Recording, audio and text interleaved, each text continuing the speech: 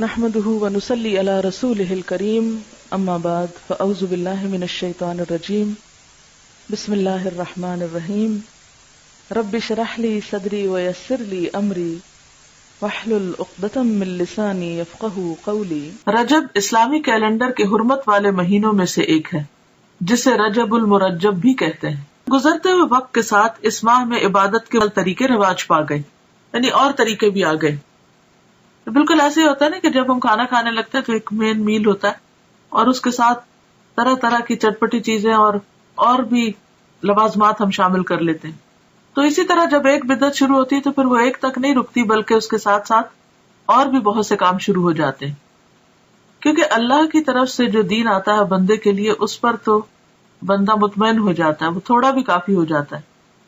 لیکن جب انسان خود سے کوئی دین ایجاد کرنے لگتا ہے اور پھر ہر شخص دین کو اپنے ہاتھ میں لے لیتا ہے تو پھر اس کی کوئی حد نہیں ہوتی، آپ کہیں پر سٹاپ نہیں لگا سکتے۔ نہ صرف یہ کہ دور جاہلیت میں بلکہ دور اسلام کے بعد بھی جب دین کی تعلیمات آہستہ آہستہ لوگوں کے اندر سے کم ہونا شروع ہوئی اور بہت سی بدعات نے رواج پا لیا، تو پھر مسلمان ہوتے ہوئے بھی لوگ اس مہینے کو بہت معزز اور محترم قرار دیتے اور اس میں عبادت کے خود ساختہ طریقے انہوں نے رائج کر دیے جو کہ اصل سنت سے ثابت نہیں۔ بعض لوگ اس ماہ میں خصوصی نماز صلاۃ الرغائب پڑھتے ہیں۔ رجب کے پہلے جمعہ کی رات کو 12 رکعات 6 سلام سے پڑھی جاتی، جس میں سورت اخلاص کے بعد ہر رکعت میں 3 مرتبہ سورت القدر پڑھی جاتی ہے۔ یہ بدعت 4 صدی میں شروع ہوئی جس کی کوئی اصلیت نہیں۔ امام ابن تیمیہ لکھتے ہیں کہ تمام علماء نے اجماع کے ساتھ اس نماز کو موضوع یعنی من گھڑت قرار دیا ہے، یعنی اس کی کوئی اصل نہیں ہے دین میں، دین تو مکمل ہو چکا ہے۔ نبی صلی اللہ علیہ وسلم ہر روز تہجد کی نماز پڑھا کرتے تھے اور اس میں کبھی بھی یہ نہیں ملتا کہ آپ نے کوئی مخصوص سورت ہی پڑھی ہو اور پھر اس میں یہ کہ ہر رکعت میں وہ سورت 3 بار پڑھی ہو، جیسے یہاں پر انہوں نے سورت اخلاص اور اس کے بعد ہر رکعت میں 3 مرتبہ سورت القدر پڑھنے کا لکھا ہے، اور کئی لوگ بڑی پابندی کے ساتھ اس کو پڑھتے بھی ہیں، اور پھر اس کے ساتھ بہت سی من گھڑت قسم کی فضیلتیں اور فائدے بھی منسوب کر دیے گئے ہیں۔ تو اسلام میں اس کی کوئی حقیقت نہیں، نہ قرآن میں اس نماز کا ذکر ہے، نہ نبی صلی اللہ علیہ وسلم نے اس نماز کی تاکید کی ہے یا تلقین، اور نہ ہی اس کا وجود ہے کسی بھی حدیث یا فقہ کی کتاب میں۔ یہ سراسر لوگوں نے خود گھڑ لی۔ عبادت کا صرف وہی طریقہ پسندیدہ ہے، عبادت وہی قابل قبول ہے جو اللہ اور اس کے رسول کی اتھارٹی کے ساتھ ہو،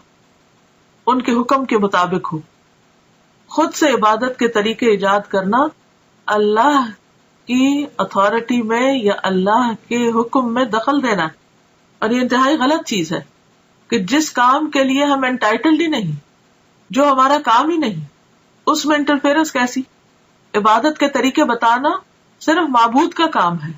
عابد کا کام نہیں۔ عابد بندہ غلام تو صرف پیروی کرے گا، اطاعت اور فرما برداری کرے گا، وہ خود سے وہ قانون نہیں بنائے گا، تو اس چیز کی کسی کو بھی اجازت نہیں۔ تو ہم سب کو اس کے بارے میں بے حد محتاط رہنا چاہیے، اور دین کے نام پر، عبادت کے نام پر ثواب کی خاطر کیا جانے والا کوئی بھی کام جب بھی ہم شروع کریں تو ضرور یہ سوچیں کہ کیا اس کی کوئی دلیل قرآن میں ہے، کیا یہ سنت رسول صلی اللہ علیہ وسلم سے ثابت ہے، کیا یہ اجر جو بتایا جا رہا ہے واقعی حقیقی معنوں میں اس کا کچھ وجود ہے یا صرف ایک جھوٹ گھڑ لیا گیا ہے۔ اس طرح کی چیزیں دین میں شامل کرنا اور پھر ان کی پابندی کرنا اور ایک خاص رات میں یا خاص دن میں یا خاص طریقے پر، یہ سب چیزیں دین میں دخل اندازی ہے اور یہ ناپسندیدہ ہے۔ آپ سوچئے کہ اگر آپ مثلاً کہیں پر کوئی قانون بنا رہے ہیں یا پالیسیز بنا رہے ہیں یا کسی بھی قسم کا کوئی ڈسپلن قائم کر رہے ہیں، اور ایک وہ شخص جس کا اس سے کوئی تعلق نہیں معاملے سے، وہ بیچ میں آ کر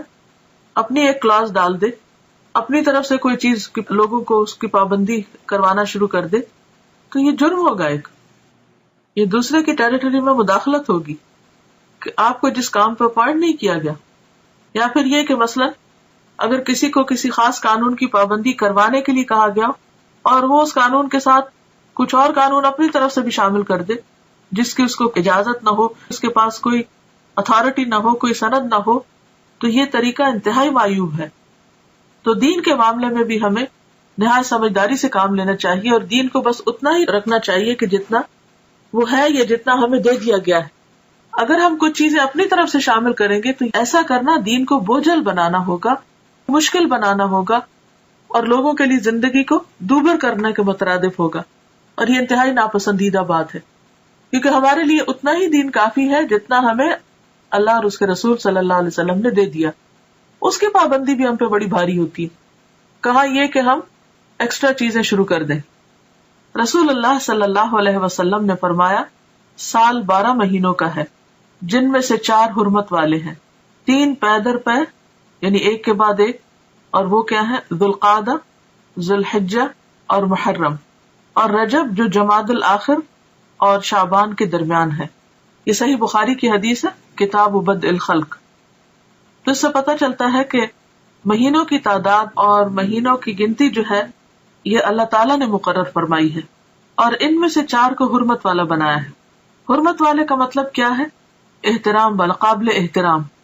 کہ جب یہ مہینے شروع ہو تو کسی قسم کی لڑائی جھگڑا فساد نہ کیا جائے، قتل و غارت نہ کی جائے، ہر طرف امن امان ہو.